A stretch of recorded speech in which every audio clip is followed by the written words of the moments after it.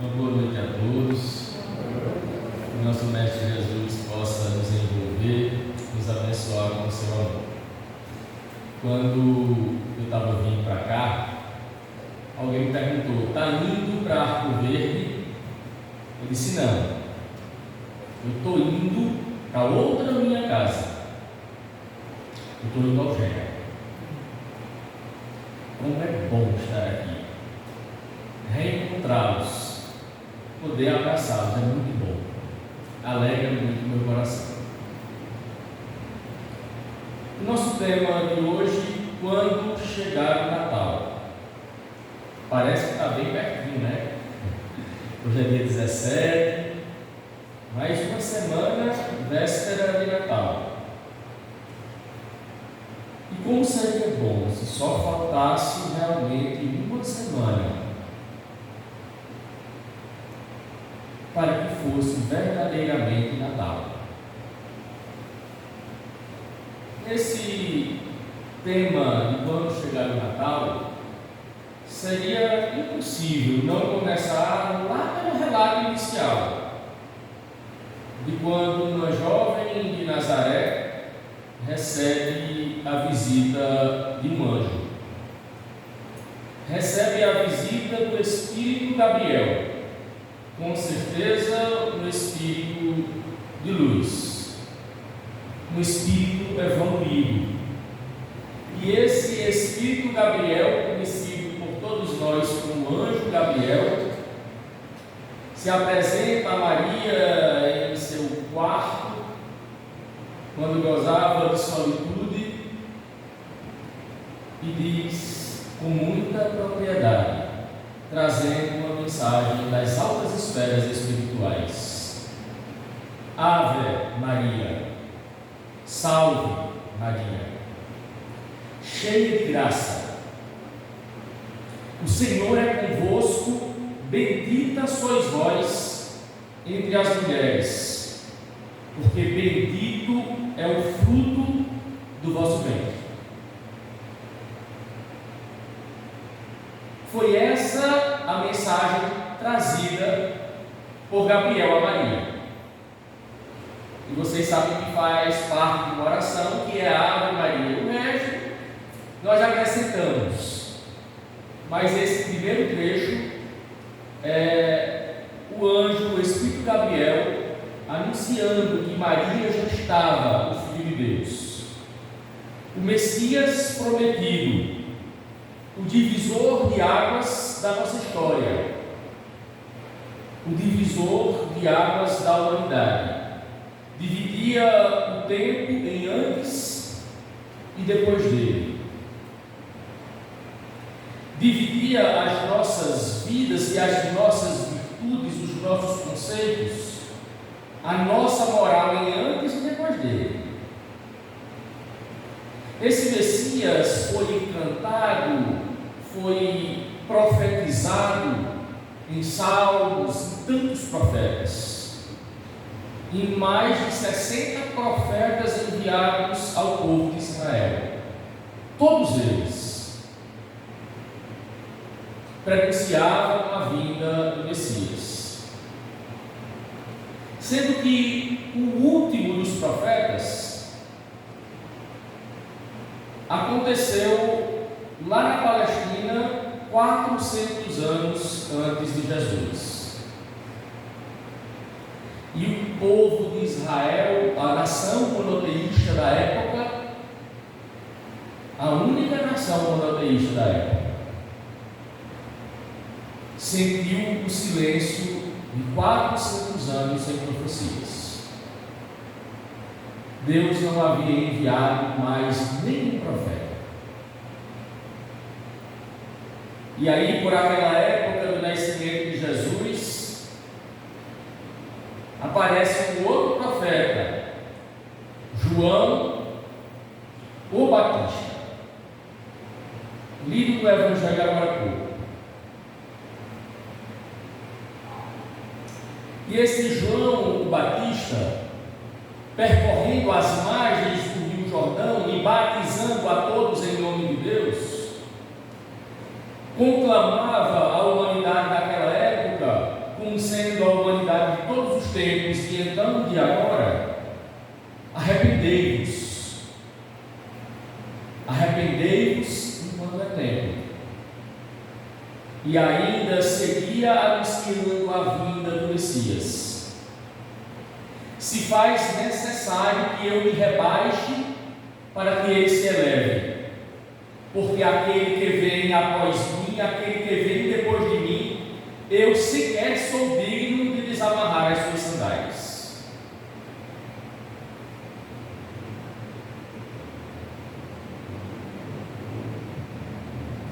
Lavínia, a minha filha caçula, conversando comigo ontem à noite a respeito das palestras, que ela começou a fazer palestras. Aos 17 anos fez a primeira palestra. E a partir de então conversamos muito a respeito de palestras. Eu disse que vinha fazer essa palestra aqui em Arco Verde. Ela perguntou o tema e ela disse: pai, eu estou lendo um livro de Khalil Gibran, salvo engano, Jesus, o Filho do Homem. E nesse livro me chamou a atenção que Khalil Gibran fez uma comparação com se Ana, a mãe de Maria, a avó de Jesus, estivesse falando a Maria.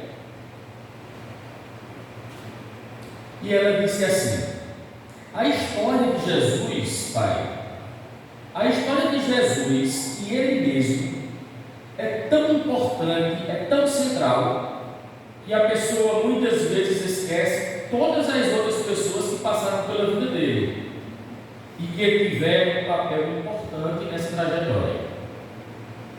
Tamanha a importância da mensagem do Cristo, tamanha a grandeza do Cristo.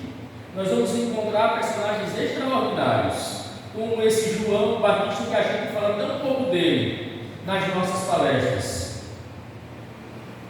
Aquele que Jesus disse que dentre os nascidos de mulher, João Batista é o maior. A própria mãe, Maria, tão pouco falada, tão pouco escrito a respeito de Maria. E eu sei que a obra de Maria na terra, após a morte de Jesus, quando acompanhava João na cidade de Éfeso, no topo de pequena colina, foi extraordinária.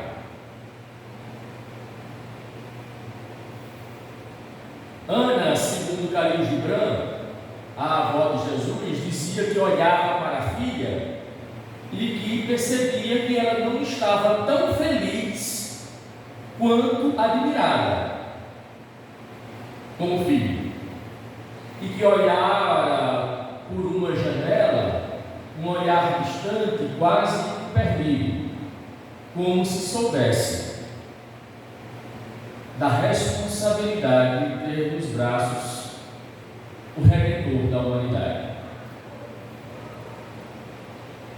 E para aquele nascimento específico do menino Jesus, nós chamamos de Natal. Mas será que realmente já é Natal? Eu tenho a impressão que Jesus nasceu há mais ou menos 2000 anos, pouco mais de 2000 anos, mas que o Natal não se fez ainda nas nossas vidas. Se fez de alguns de nós, em todos nós, parece que ainda não. E aí, eu gostaria de analisar com vocês alguns pontos do Evangelho de Jesus, do que é que significa o Natal verdadeiro, o nascimento de Jesus em nossas vidas. Lá no Evangelho segundo o Espiritismo, tem um capítulo que é lei de justiça, amor e caridade. Só que antes do Cristo, a lei era uma lei só de justiça. Era uma lei baseada no Código de Hammurabi. E um dos artigos da lei era o Código Italiano, de tal qual que significava olho por olho, dente por dente. aquilo que você me fizer, eu também posso fazer a você.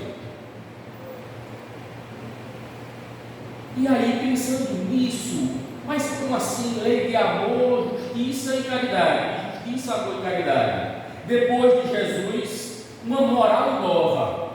Olha o divisor de águas. A lei agora era contemplada por amor e caridade. A lei só do sentimento de justiça ou de legalidade. Pensando na mulher adúltera. A mulher adúltera é conduzida à praça pública, arrastada pelos cabelos, para ser condenada e apedrejada até a morte. Porque assim dizia a lei. E quando ela fosse apedrejada até a morte, no entendimento nosso naquela época, e eu digo nosso, porque nós também éramos a humanidade daquela época. Não eram outros que estavam lá, éramos nós. E não importa se estávamos lá em Jerusalém, se estávamos em Jericó ou se estávamos na Índia. Éramos nós enquanto humanidade.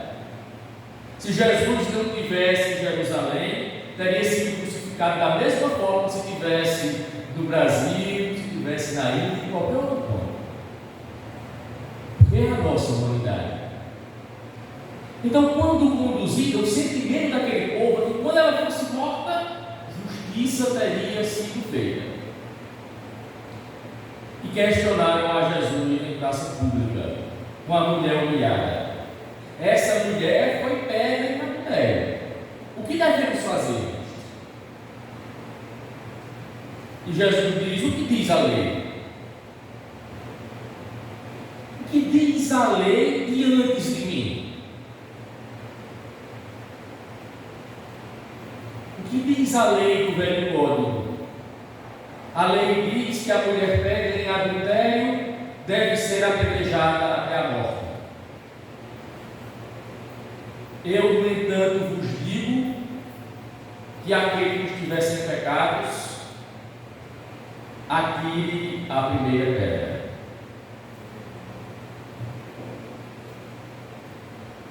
A mulher cabisbaixa, ainda muito humilhada, Jesus se dirige a ela e diz: mulher, onde estão os teus acusadores?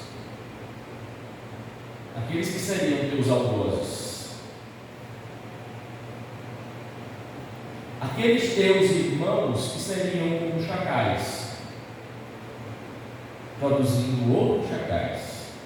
É como se você quisesse dizer assim.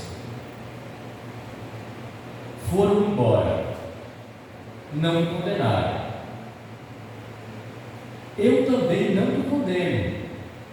Mas vá, minha filha, vá em paz e busque não errar mais, para que coisa pior não lhe aconteça. Justiça, amor e caridade. Uma nova era se descortinou para a humanidade depois da vida de Cristo. Percebe porque ele é o grande divisor de águas para nós? Porque o tempo foi dividido em antes e depois dele. Porque antes nós não conhecíamos amor e caridade.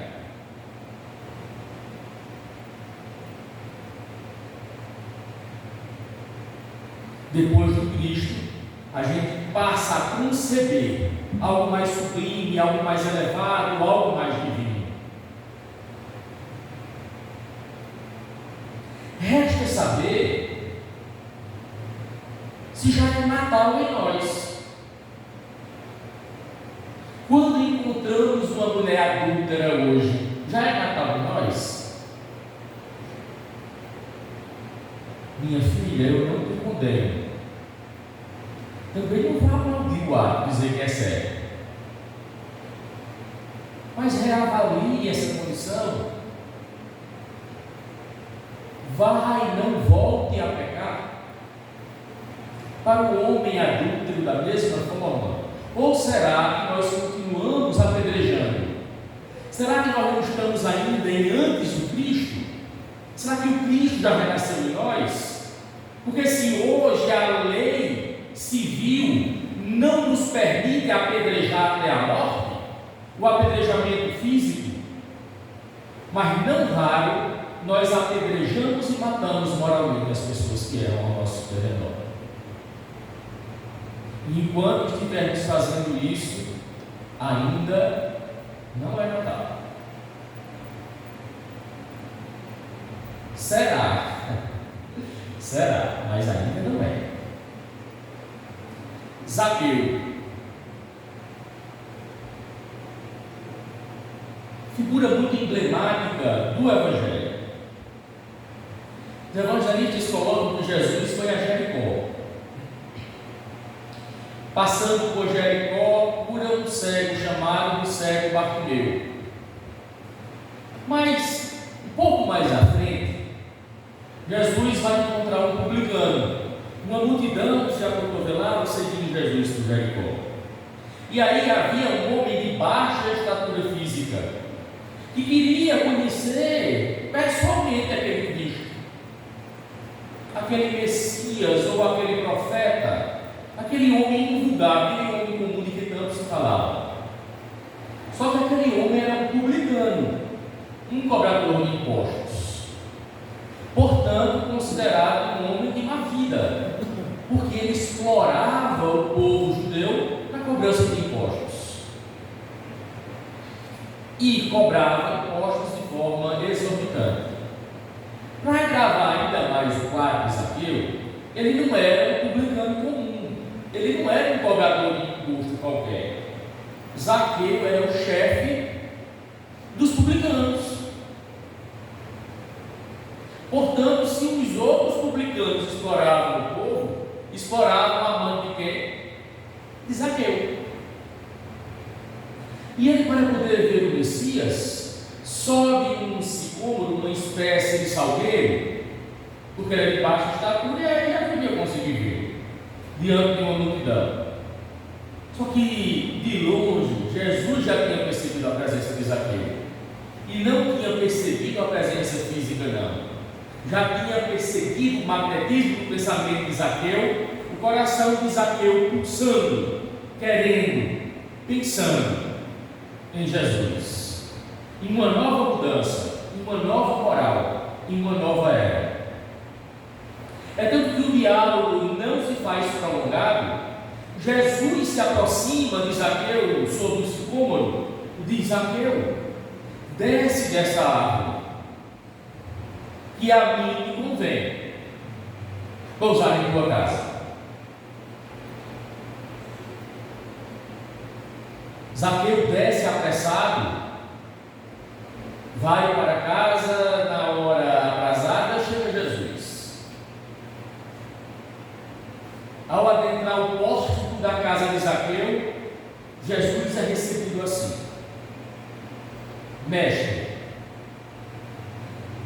já doei metade dos meus bens aos pobres, e aqueles a quem usurpei devolverei com quadruplo, devolverei com 4 vezes mais.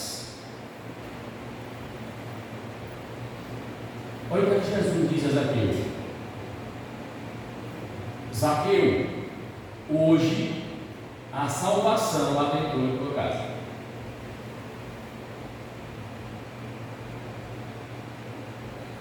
Vocês sabem o que aconteceu naquele encontro magistral de Jesus e Zaqueu? Foi Natal para Zaqueu. Ali era Natal. Jesus nasceu verdadeiramente no espírito de Zaqueu. Aquele é o verdadeiro sentido do Natal. É a conversão do homem velho, do homem novo, como dizia Paulo. É o abandono das antigas práticas deletérias para assumir a responsabilidade pelos próprios atos. Dizer: eu errei, me comprometo a reparar e não errar mais. E quando devolvo ao quadruplo, significa dizer que ia trabalhar 4 vezes mais para sanar as dívidas materiais e as espirituais. essencialmente espirituais.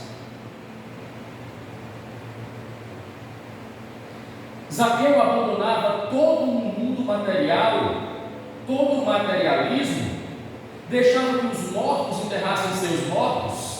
É como se ele escutasse Jesus dizendo àquele outro moço: vai lá, vende todos os teus bens e segue-me, porque o meu reino não é deste mundo. Zaqueu compreendeu e foi viver aquela vida.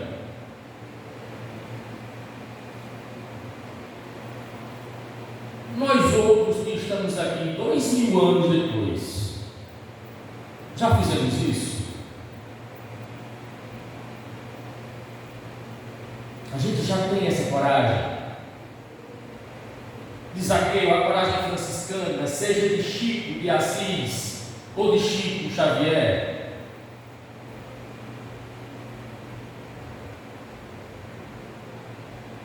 Será que a gente busca ser contado pelo muito que fizemos, ou ainda estamos na ilusão de ser descontado pelo muito que temos?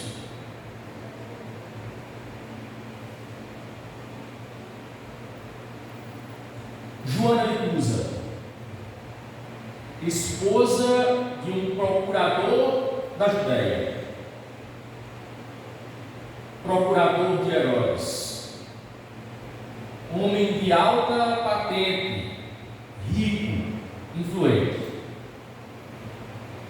Sendo que após a morte de Cusa, Joana tem os seus bens espoliados, e ainda mais porque converteu-se ao Nazareno, seguidora do Cristo Jesus. E por ser seguidora do Cristo, era perseguida como os outros cristãos primitivos, que eram jogados nas covas dos leões, nos circos dos horrores para serem devorados vivos, que eram atados a postes de madeira e betonizados para serem queimados vivos. Nero, o imperador de Roma, mandava prender dezenas de cristãos ao mesmo tempo, betonizava, queimava esses cristãos vivos e dizia que aquilo para ele era uma das mais belas obras de arte.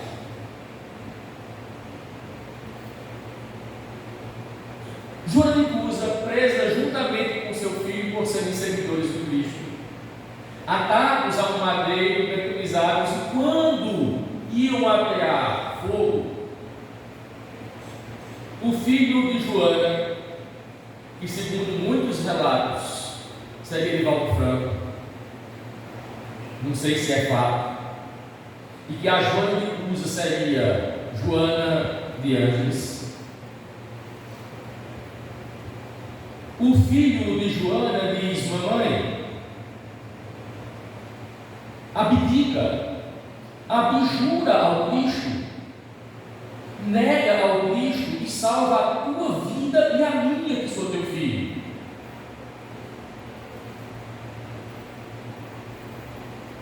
E Joana, com a coragem de espíritos resolutos, comprometidos com o bem, comprometidos com Cristo, diz: cala-te, meu filho, cala-te, tu não sabes o que dizes. Com Cristo nós marchamos para a verdadeira vida. O soldado que ia atear fogo, zombando de Joana, diz que esse teu Cristo, onde está que não veio te salvar? Esse teu Cristo só te ensinou a morrer. E com o coração doce e amoroso, Joana olha para o soldado e diz assim: me ensinou a morrer, mas também me ensinou a te amar.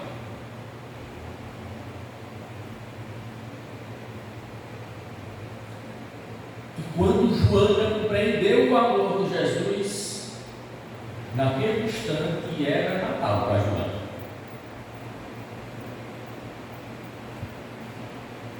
Ainda não era para o dizia seguidor de Cristo. Ainda não era Natal para Nero. O Cristo estava lá. Mas para dois não era Natal. Para Joana era.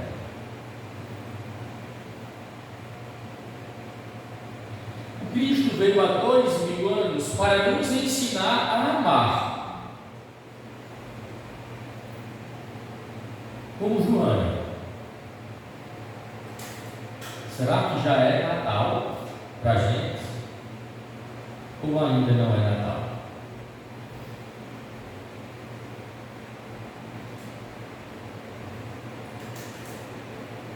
Tem um encontro que dizem ser das Paralimpíadas de Seattle no ano de 1989.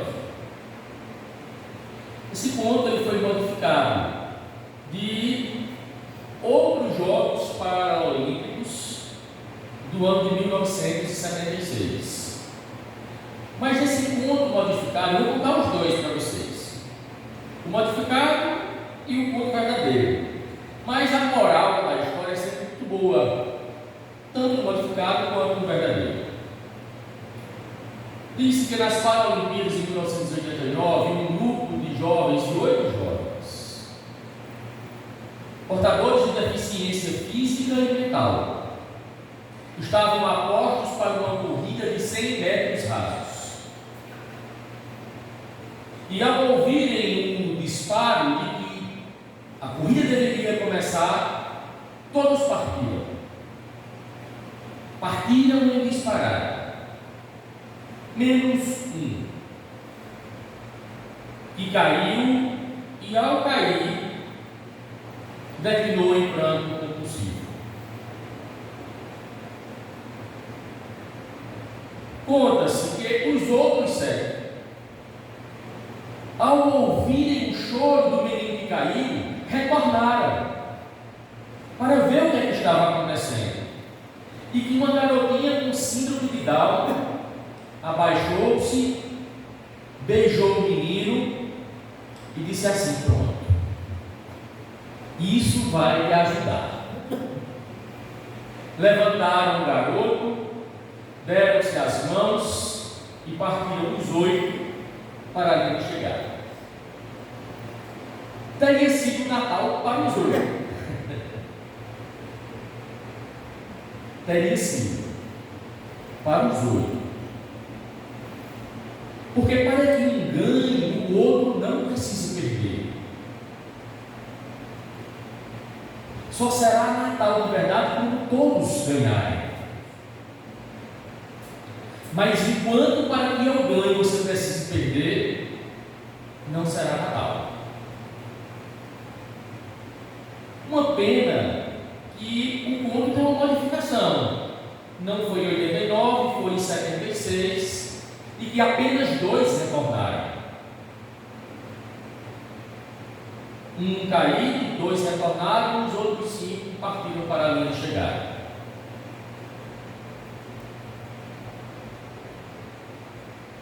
Mas era Natal para aqueles 2 que voltaram. Acontece assim conosco, viu? A realidade é assim. Alguns poucos, para alguns poucos, já é Natal. E eu acho que nós estamos contados entre os muitos que ainda não chegou o Natal. Pelo menos eu falo por mim. E não falo com hipocrisia nem falsa modéstia. Eu falo isso com convicção. Eu falo com a certeza. A certeza de Paulo quando dizia: não consigo fazer todo o bem que quero e ainda faço o mal que não quero.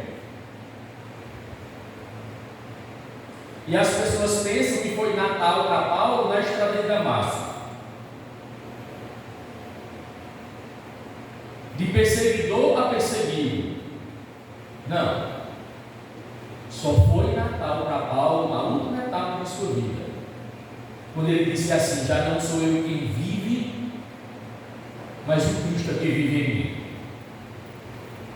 Então Paulo poderia cantar essa música que nós cantamos todo ano. Então é Natal, a festa cristã.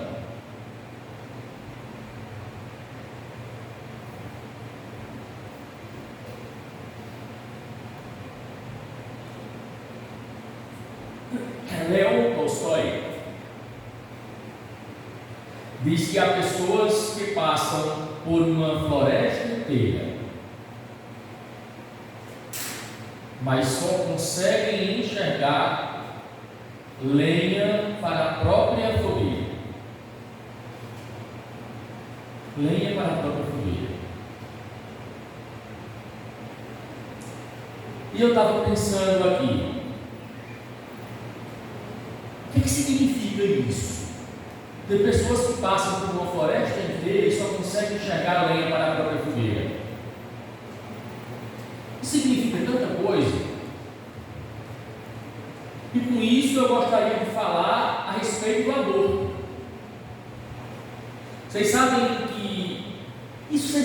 que o aborto é um crime odioso, é cruel, é desumano, embora humanos o façam. E de todos os seres do planeta, todos os seres vivos, os únicos que provocam o aborto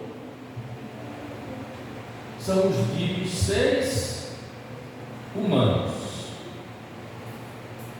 E boa parte deles se diz cristãos.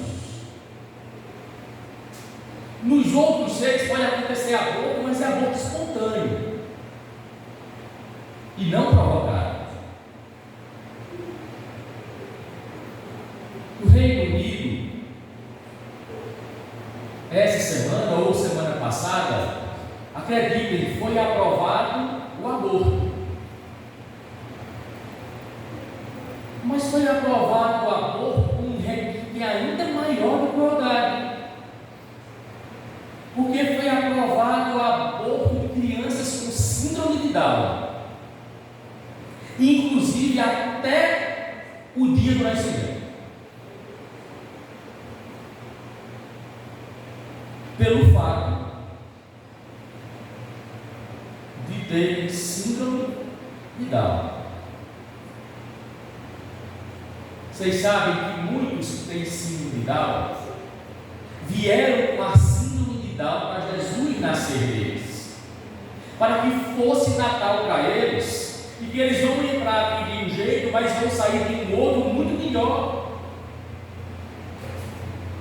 Eles vão sair vivenciando Cristo dentro de si, enquanto que nós outros que pensamos ser saudáveis, que achamos que somos lúcidos, que não temos problemas físicos nem mentais, somos os verdadeiros doentes da alma. E o que é que faz alguém abortar? E abortar uma criança porque tem síndrome de Down? É a pessoa que passa por uma floresta e só consegue ver lenha para a própria fogueira. E o nome disso é egoísmo.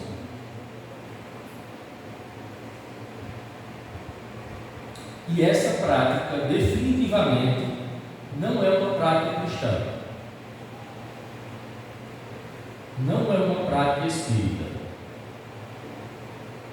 E para aqueles que abortam,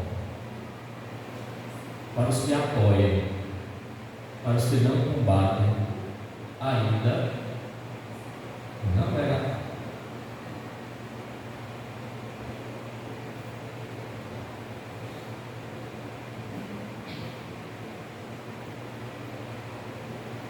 Jesus em casa de Simão Pedro. Relato belíssimo do Evangelho. Jesus, uma bela manhã de sol, adentra na casa de Simão Pedro. E uma multidão se acerca da casa de Pedro e adentram pela porta de cozinha e pela porta da frente. se acotovelam tentando chegar próximo do Mestre, para ouvir as suas pregações. Dentre aquela multidão, coxos, estropiados, cegos, leprosos. Nas margens do lago de Genezaré, ou mar de Cafarnaum, é onde se situava a casa de Pedro. E era, como ainda hoje é comum nas casas daquela região, terem no teto uma clarabóia, que é um espaço, um buraco feito no teto, para que a casa seja refrescada, porque o ar quente sobe e o frio desce, refresca a casa. E as pessoas se acotovelando, havia um paralítico, fazia mais ou menos 25 anos que era paralítico, sem conseguir mais adentrar pela porta que a multidão não deixava, subiram com um paralítico na casa de Pedro, desceram com uma corda e uma prancha pela clarabóia, e o paralítico foi ter aos pés de Jesus no centro da sala. Jesus pergunta ao homem: "Que queres que eu te faça?" "Mestre, eu quero voltar a andar." Jesus se volta para o homem e diz: "Se tu acreditas que eu posso te fazer andar, levanta-te e anda."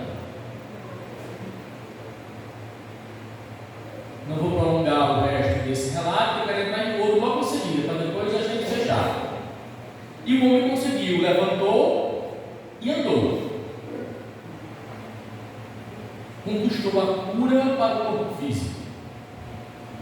Ainda naquele mesmo dia, um outro homem leproso se aproxima do mestre e pede, implora ao mestre: "Jesus, filho de Davi, cura-me. Olha a situação do meu corpo carcomido, a minha carne apodrecida. Tem misericórdia de mim." E Jesus promove, da mesma forma que com o paralítico, a cura do leproso. As chagas secaram, o odor fétido desapareceu, e o homem deixa a casa e se conclui.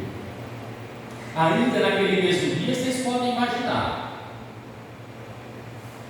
Imaginem vocês que se vem alguém aqui que consegue psicografar, a gente lota um quarteirão inteiro. Imagina um homem chegando para curar. Mas era de toda sorte.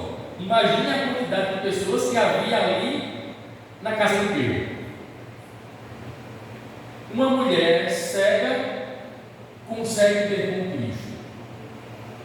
Jesus pergunta a essa senhora: "O que queres que eu te faça, minha filha?" "Mestre, eu quero enxergar. Eu quero enxergar." Jesus passa os dedos nos olhos da mulher e logo em seguida a luz retornou aos olhos. Já era tarde, final de tarde, e Pedro percebe que o olhar de Jesus estava triste e imaginou que fosse cansaço do dia inteiro, pregando e curando, atendendo aos pedidos mais diversos. Encerra por aquele momento as atividades do dia, a multidão se dispersa e ao cair da noite encontrava-se Jesus com Pedro nas margens do lago de Genezaré. E segundo o relato do evangélico, Jesus chorou. Pedro, preocupado, questiona se aquele choro é de alegria pelos grandes feitos que tinham ocorrido naquele dia. E Jesus disse que não, Pedro, meu choro é de tristeza, é de pesar.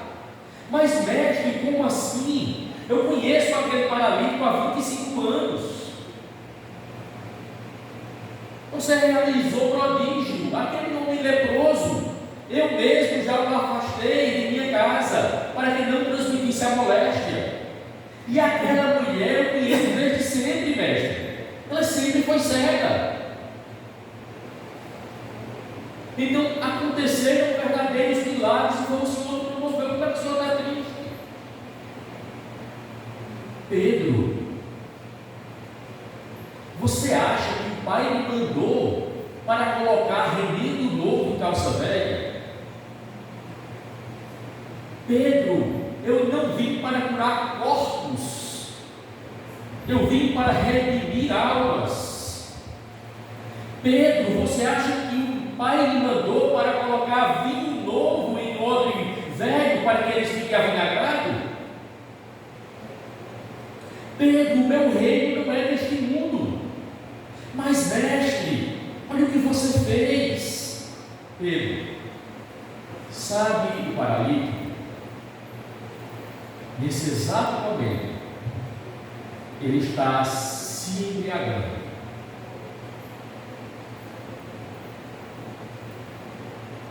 Pedro, sabe o leproso? Aquele que foi curado da lepra, nesse exato momento, ele está em um bordel. E aquela mulher cega, sabe qual é o sentimento dela? É de vingança.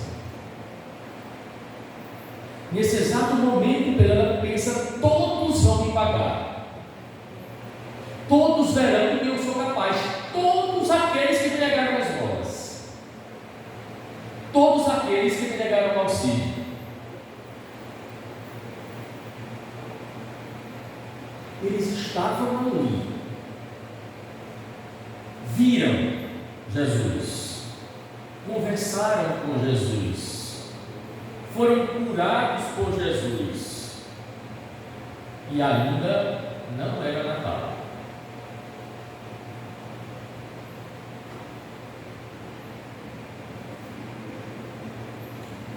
Nas múltiplas encarnações que vivemos, quantas vezes fomos coxos e estropiados do corpo?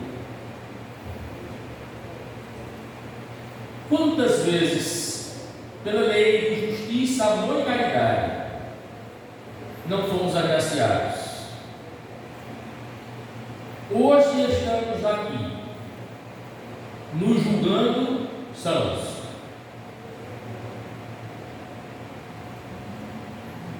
sem perceber as doenças da alma.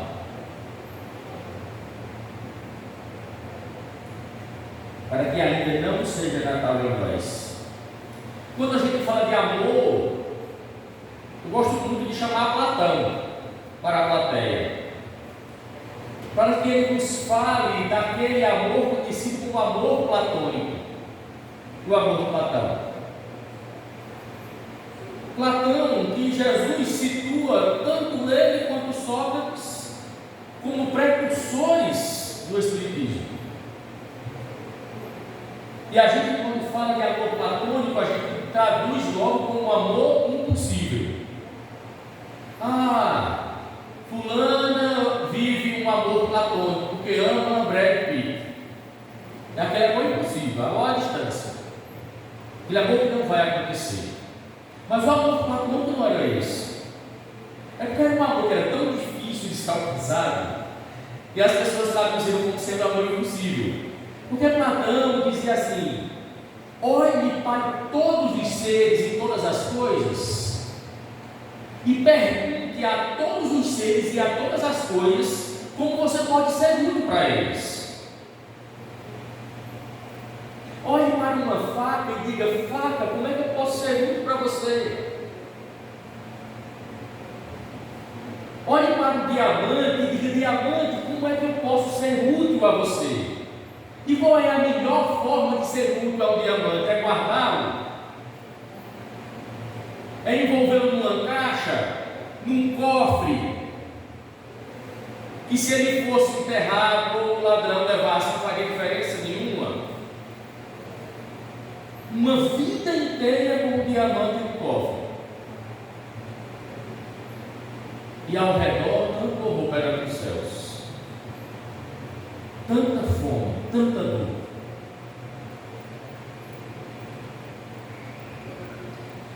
É olhar para o seu próximo e perguntar: como é que eu posso ser útil a você? E não pensar assim: como é que ele pode ser útil a mim? Era isso o amor de Platão, o amor platônico. Mas muitos de nós guardamos diamantes, outras joias, brincos, somos colecionadores. A gente me perdoe se aqui tem alguém que tem muito diamante, muita joia, é colecionador. Mas eu preciso abordar esse assunto. Quando a gente é colecionador e a gente tem, por exemplo, vou pegar um exemplo mais lá em cima, mais cerca a qualquer tipo de coleção, ou a quase todos, guardadas as exceções. Mas tem gente que é colecionador de carro caro. Tem um jogador de futebol que ele tem uma coleção de 30 carros, só de Lamborghini e Ferrari.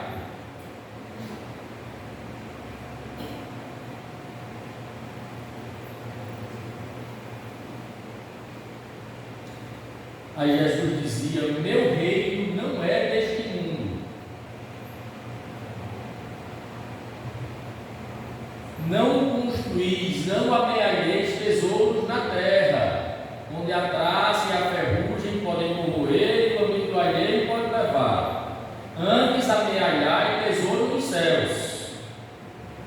Porque quando chegar no reino dos céus, quando chegar no plano espiritual, não será perguntado a você que carro ocupava na terra, quantas Ferraris ou Lamborghinis você tinha, quantas bolsas tinha lá no seu guarda-roupa, quantos pares de brinco, quantos sapatos, ou quantas outras coisas quaisquer que a gente costuma colecionar. Mas por todo o bem praticado por você aqui na terra. Se Jesus disse que o reino dele não era deste mundo, eu questiono: a nossa vida tem sido vivida para o reino de Jesus, ou a gente tem vivido a nossa vida para o mundo material? Porque se predominantemente a nossa vida ainda é vivida para o mundo material, faltam 7 dias, mas ainda está longe de ser Natal.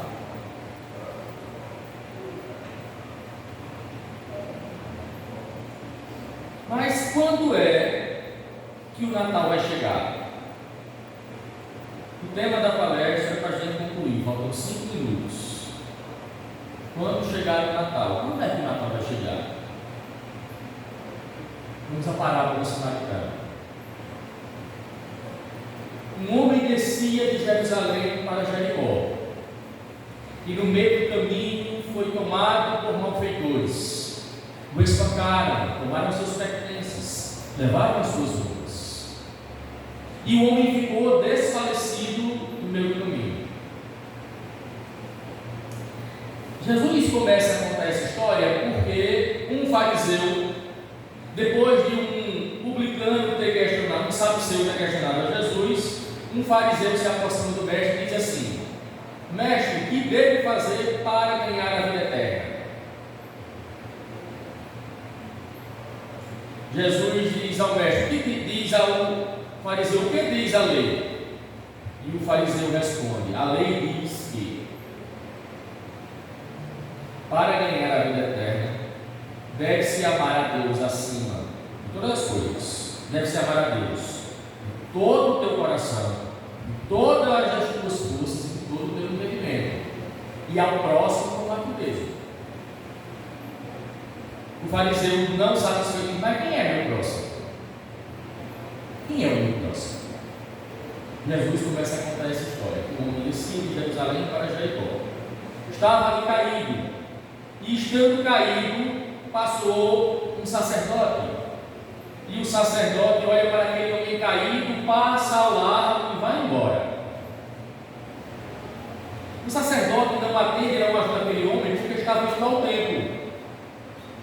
E se aquele homem tivesse por acaso morto e o sacerdote tocasse no morto, era da lei judaica que se tocasse no morto naquele dia não podia ir ao templo. Portanto, o sacerdote naquele dia não faria pregação e não receberia o dízimo. Ficaria sem dinheiro naquele dia.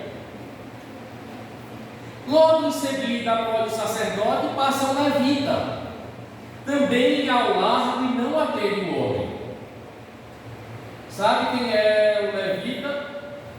O levita era aquele que fazia a leitura do texto bíblico do templo, e que se tocasse também o homem, deixaria de receber os benefícios daquele dia.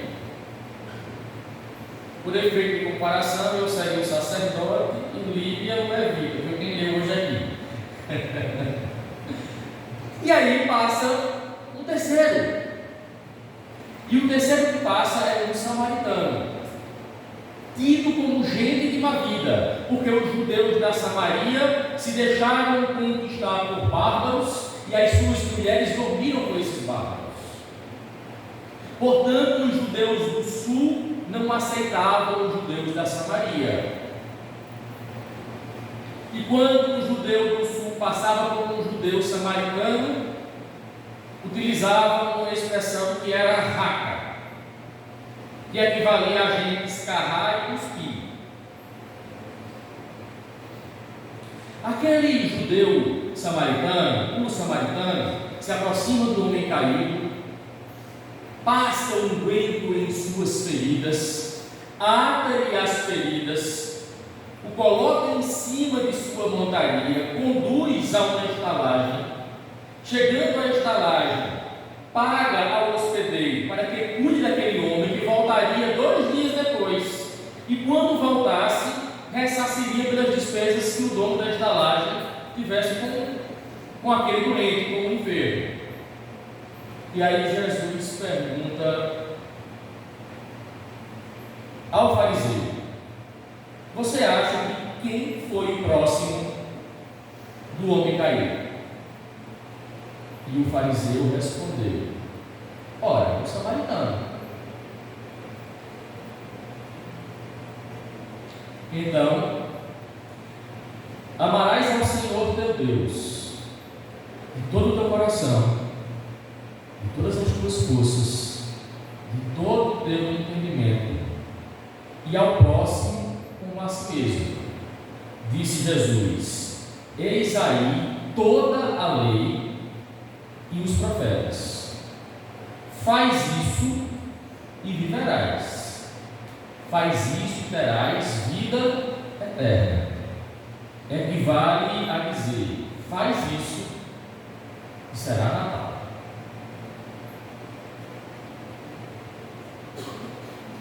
Obrigado pela paciência, pela atenção. Tenhamos todos uma boa noite. Fiquemos em paz. Fiquemos com Jesus. Já vou sair levando saudade.